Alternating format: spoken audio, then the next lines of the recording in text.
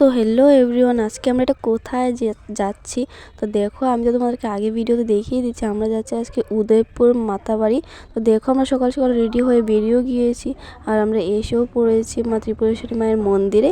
তো আমি রাস্তায় ভিডিও করতে পারিনি, আমি একটু গাড়িতে ঘুমিয়ে পড়েছিলাম, তার জন্য তোমাদেরকে ভিডিও করে দেখাতে পারি না, তাই এখন ভিডিও করছি এসে।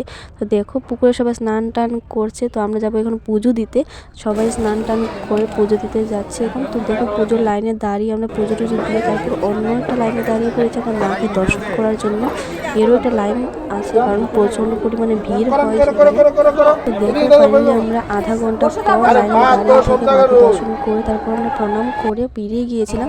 তো দেখো বেরিয়ে আমরা অন্যদিকে ঘুরতে গিয়েছিলাম ফটো তোলার জন্য। আর দেখো কত ভিড়, এইটা হলো পুজো দেওয়ার লাইন, আর এই লাইনে দাঁড়িয়ে থাকলে প্রায় 2 থেকে 3 ঘন্টার উপরে লাগে পুজো দিতে।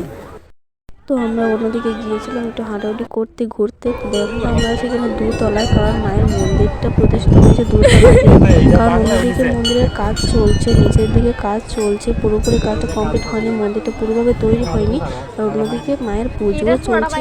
তো দেখো আমরা এখানে সবাই ছিলাম, আমরা ফ্যামিলি মেম্বার্সরা সবাই মিলে একসাথে ঘুরতে গিয়েছিলাম। তো এখানে সবাই ঘন্টা বাজাচ্ছিল। তো এখানে বাবা শিব মন্দিরে এসেছি, শিব বাবার মন্দিরে এসেছি, তো আমরা প্রণাম করতে। তো চারিপাশটা ঘুরে মন্দিরে এসে তারপর আমরা প্রণাম টনাম করেছিলাম। তো দেখো মন্দিরে তোমাদেরকে দেখিয়ে দিচ্ছি, সবাই প্রণাম করেছে, তো আমিও প্রণাম টনাম করছি। পেছনে আমার বোন আমাকে ভিডিও করে দিচ্ছে, দেখো আমিও প্রণাম করছিলাম।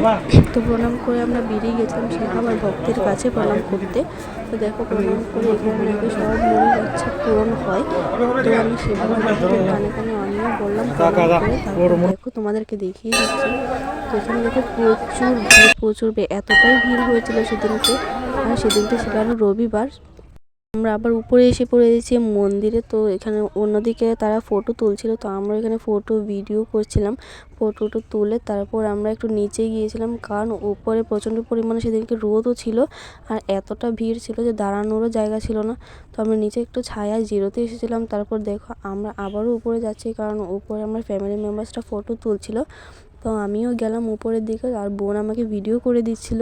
তো দেখো উপরে অনেক লোক রয়েছে, তো আমিও উপরে গিয়ে প্রায় অনেকটা বেশি ফটো তুলেছি। তো দেখো উপরে যাচ্ছি, তো আমি তোমাদেরকে দেখিয়ে দিয়েছি কতটা পরিমাণে মানুষ। দেখো আর রৌদ্রও ছিল, প্রচণ্ড গরমও ছিল। দেখো অনেকেই পুজো দেওয়ার জন্য মন্দিরে উঠছে, কেউ পুজো দিয়েও নেমে গেছে। তো আমরা পুজো দিয়ে তারপর মন্দির থেকে নেমে আমরা একটু ঘোরার উদ্দেশ্যে অন্যদিকে গিয়েছিলাম পুকুরের ধারে, আবারও পুকুরের ধারে গিয়েছিলাম। তো দেখো আগে এতটাও মানুষ ছিল না, কারণ আগে স্নান করে সবাই পুজো দিতে যাচ্ছিলো। এখন পুজো দিয়ে সবাই বেশিরভাগ মানুষ নিচে নেমে এসেছে পুকুরে মাছেদেরকে খাবার দেওয়ার জন্য, দেখার জন্য।